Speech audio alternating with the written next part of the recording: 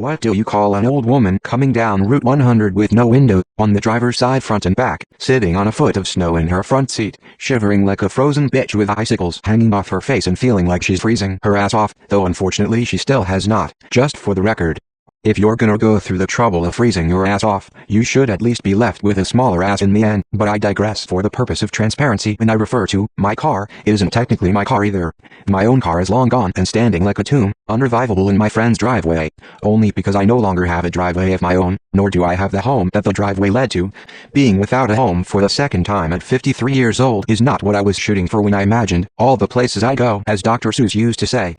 I don't know exactly how I ended up in this fucked up, ass backwards, purgatory-like existence I've been living in since this nightmare began, but this is what's on the table, so all I can do is the best that I can do, 1 inch at a time. Anything at all ahead is something that's as old as I am in years. I'm still just growing up in so many ways because I was always under the thumb of someone else and trying my best to navigate the wreckage, and I'm wondering how to proceed now, carrying what God has handed me. I've committed no crime in all that I believed to be good and evil in this world, but what turned out to be the worst crime of all in God's eyes was the way I treated myself.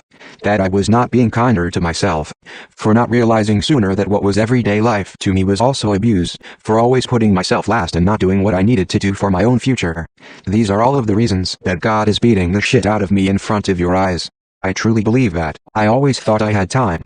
I'd be loyal to my loved ones first and make sure I never failed them, and then get to myself and my own dreams after.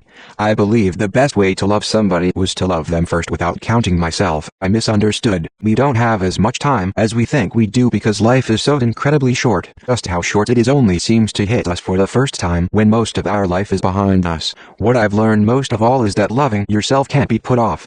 It's the foundation for everything else in your life. You are not really loving someone in the truest way unless you love yourself. Not caring for yourself has ripple effects that will come back to haunt you and everyone that you love later, and that in itself is a living hell to any mother on earth. If children are involved, if for some reason you can't pick me out on the road with my slow-ass old lady terrified driving style, just look for the nut-blasting country oldies and show tunes with snow on her head. And by the way, the snow on the seat thing wouldn't be such a big deal if the snow or sleet wasn't flying through the missing windows and smacking me in the freaking face. Tragic and yet hilarious. What do you call a success story? Like myself, who has a net worth of 75 cents.